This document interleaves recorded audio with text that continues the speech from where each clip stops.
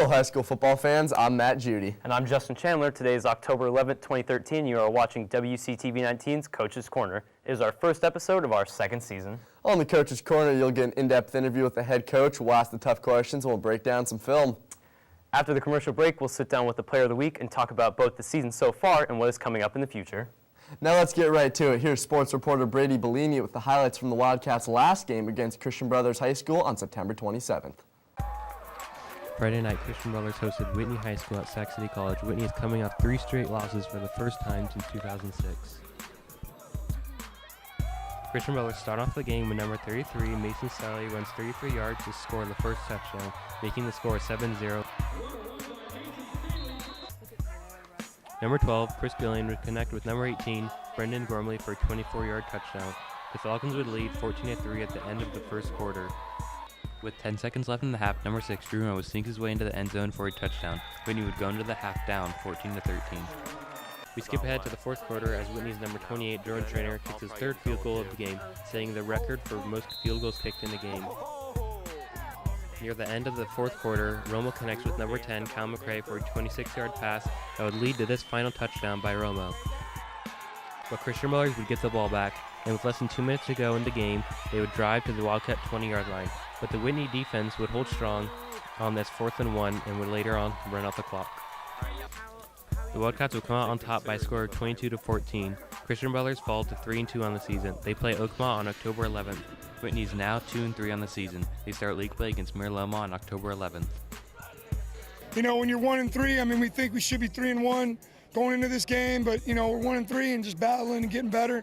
And this is a huge win for us. This will change our season, so it's huge. Going to give us extra time to prepare. It'll be good, especially with this win. We have a lot of momentum going into the league.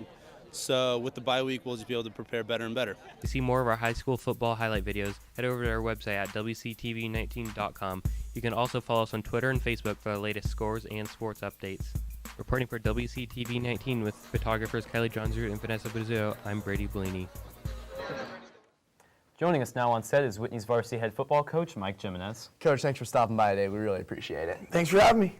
Before we look ahead to tonight's game against Mira Loma, let's look back at the first 5 games of the season. Let's take a look at your first game. It was a non-league victory against Vintage. Now, Drew Romo threw for 171 yards and 3 touchdowns, and your offense ran for 178 yards. What were you guys doing to keep it so balanced? They were doing some man coverage. They had a little trouble really stopping our back out of the backfield. That gave us some big plays, and we hurt them a little bit up the middle in the run game. So that was a good day for us as far as we had good balance in pass and run. Coach, now let's talk about the Oakmont game. Whitney suffered a tough loss 27-21, but the bright spot was the running game as the Wildcats rushed for 248 yards and 3 touchdowns. Why did you choose to penetrate the Vikings defensive line instead of testing their corners and safeties? They have some really good perimeter players. They have 3 really good wide receivers, and they were their DBs as well. So that was kind of a bad matchup for us, and you know, we felt we could hurt them in the run game, and we did.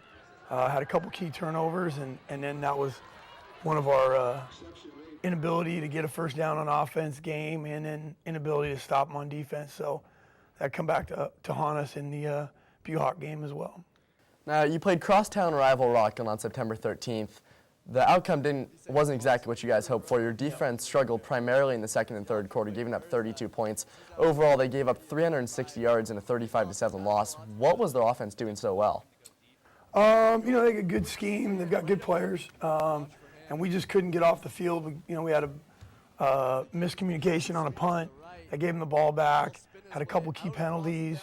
Had a couple chances. You know, a random play. We get a tip and it goes off of us, and they end up getting about a 40-yard play out of it. So just a little bit of execution problems, I think, as far as that. And then just, you know, we got to be better on third down and get off the field. Coach, now let's talk about the game against Buhawk Colony. Drew Romo threw for career highs with 301 passing yards and 3 touchdowns, all to senior wide receiver Chris Corpus, who also had a career high in receiving yards. But most importantly, especially going back to the Oakmont game, the Wildcats gave up the lead late in the game. Could you talk about the defensive struggles in closing out teams? It's just the little things. You know, everyone paying attention to detail. You know, pass rushers being in the right lanes, DBs making the right reads, being in the correct spot. You know, getting a good jam on the receivers if you're a linebacker. So just a little breakdown everywhere, and that's kind of what hurt us the first few games is just guys not paying attention to detail, and we just got to do the little things. And in close games, those come back to haunt you. And obviously penalties in all of those games were real bad for us. In your last game against Christian Brothers, you seemed to go in with maybe a little different offensive mentality. You let Jordan Traynor kick a little bit more, something we haven't seen recently. Jordan Traynor went 3 for 3, and his last one was only his 5th attempt in as many games. Have you developed more confidence in him? Yeah, I think overall, we have a real good long snapper in Justin Herman. He's done a great job for us all year. We got a couple good holders in Chris Corpus and Nathan Appleby, and then Jordan just keeps getting better and better. Last year he made some adjustments to his kicking, still coming off an injury from when he was a sophomore. But this year he's really started to kick the ball, real consistent, and so I think as a whole we have a lot more confidence in him. Now, the Wildcat defense was rolling against the Falcons. They had a season-high 51 tackles, 2.5 sacks, and 2 fumble recoveries, and they didn't allow any points after the first quarter. What defensive adjustments were you making throughout the game? We moved some players around. We moved Kyle McCray up from linebacker to defensive end, and that was huge for us. He had a monster game. And then just moving a few other guys, getting 3 safeties on the field for us kind of helped us be a little more versatile to stop their attack. They're a real athletic team. Offensively, they just put up a bunch of points and yards. So it was a great effort by our defense. It really kind of gave us some momentum going into the bye week, showing that we can do some good things and shut out a good team in the second half. Now let's take a look at the Gold Gym key plays. There were a couple key plays of the game. We'll pick things up as you want to take a look here, we'll pick things up in the 4th quarter of the Christian Brothers game. The Falcons had driven down to your guys' 20-yard line with less than 2 minutes remaining, when quarterback Chris Geen overthrew what really wasn't a wide-open receiver in the end zone. And then on 4th down coming up here, you guys stuffed them. What was the energy like down on the sideline? It was great. I think it was a huge win for us because we'd been in that situation obviously twice earlier, and the outcome was not very pleasant for us as far as Oakmont and Buhawk. And those are tough ones to come back from, just because you feel like you've got the game in hand and all of a sudden the game's over and you lost. So I think here it was just pure excitement and joy, and I think our team really feel like we put in a good week of work and practice, and it's finally starting to pay off. So I think that's, like I said, huge momentum for us moving into the league. Well, Coach, league play does start tonight, and the Wildcats are 2-3 on the season so far. What can we expect to see in league play this year? Well, I think the positive thing going for us, we got a lot of confidence. When our seniors were JV, they won the league title. When our juniors were JV, they won the league title as well. So we've got a group of kids that have had success against other teams in league. We feel like we match up real well against all 5 teams. Like I say, our defense is really kind of on an upswing. We're getting better. We're playing better pass defense, and we're definitely solid against the run the last couple games. So, those are all positives for us. Offensively, we still, I think, need to be more consistent. We'll have flashes where we're really good, and then we'll have flashes where we have 3 and outs or we turn the ball over, and we got to change that.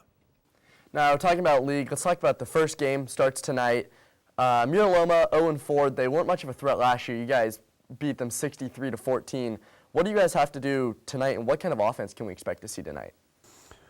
We should be throwing the ball more. We've kind of been leaning toward that a little bit. We want to always have balance, but we've got to, hopefully be throwing the ball 30 times and then running it 30 times or more, get us at least 60 plays.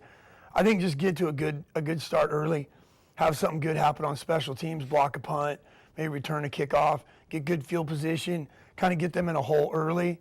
If we can do that, then I think, that'll be a positive for us. Last year, we didn't start off very well against them, and it kind of made for a tough game early. All right, Coach, we know you're really busy. Thanks for taking time to talk to us. We look forward to talking to you again. All right, thanks a lot, guys. Well, for a quick commercial break, and when we return, we'll talk to quarterback Drew Romo about this year's offense. Stay with us. We'll be right back.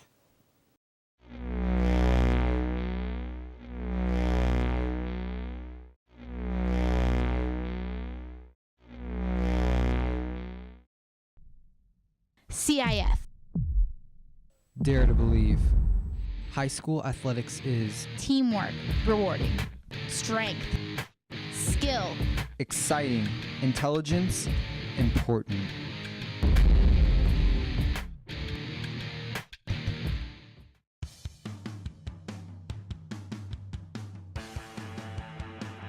Here at Sport Clips, we keep our environment family-friendly and casual. Come experience our signature haircut, the MVP, which includes a regular haircut, hot towel and hair massage, shoulder massage, all while watching your favorite sports. Sport Clips, where guys win. Located at 6620 Lone Tree Boulevard.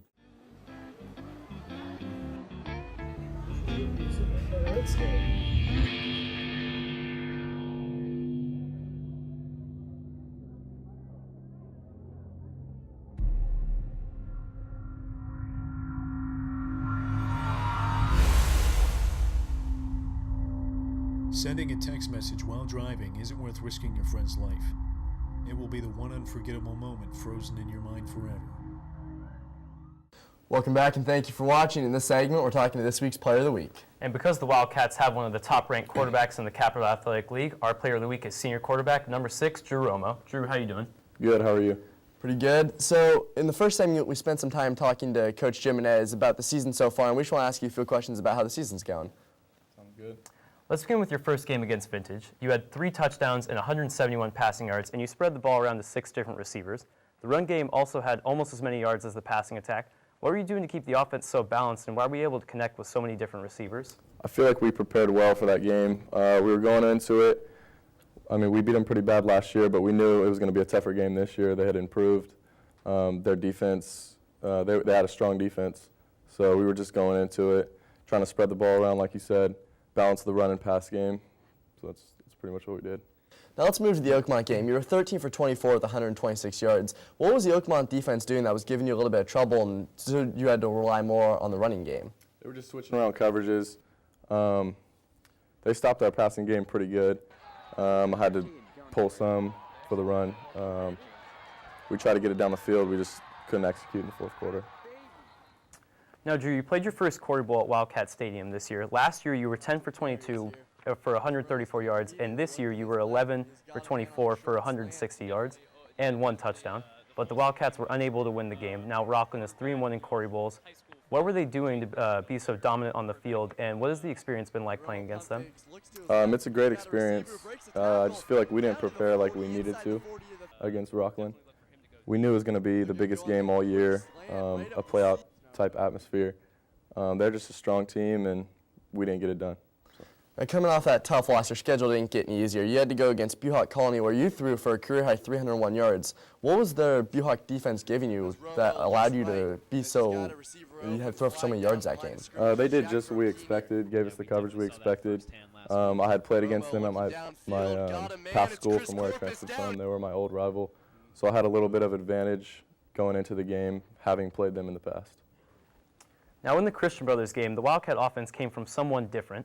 The Wildcats only managed 311 yards of total offense throughout the game. You had 2 short yardage touchdown runs, but senior kicker Jordan Trainer had 3 field goals, which became the deciding factor in the game. How big was he to be able to put points on the board while the offense was struggling? Trainer was huge. I mean, the offense couldn't get it done, and when we can't get it done, we depend on Jordan Trainer to kick our field goals and extra points. He was money that game, so I'm very proud of that kid. Now, going into league play, it looks like Antelope might be the team to beat this year, but El Camino comes in at 3-2. What do you guys have to do to prepare to take a league title this year? We have to prepare every game as it's the same game going into the next one. So it doesn't matter who our opponent is. We're going to prepare the same each and every week, each and every day, and each and every practice. Now, Drew, at the end of the show, we like to look ahead to the Wildcats' next game. Tonight you played Mira Loma, who is 0-5 on the season. Last year you beat them 62-14. What can we expect to see against them tonight? Don't look at their record. We're not going to take them for granted. We're going to come out, we're going to score points. We're going to try to put as many points as we did last year on them, and we'll see what happens. All right, Drew, we know you're busy. Thanks for taking some time to talk to us. We appreciate it, and we look forward to talking to you again. Thank you for having me. Watch Drew and the Wildcats take on Mira Loma tonight at Wildcat Stadium. Kickoff is at 7:30. That's all we have for this week's show, but tune in next time when we talk to Coach Gimenez and see how their team has done so far in league play. Thank you so much for watching our show and for supporting our Emmy Award-winning broadcast program. See you next week.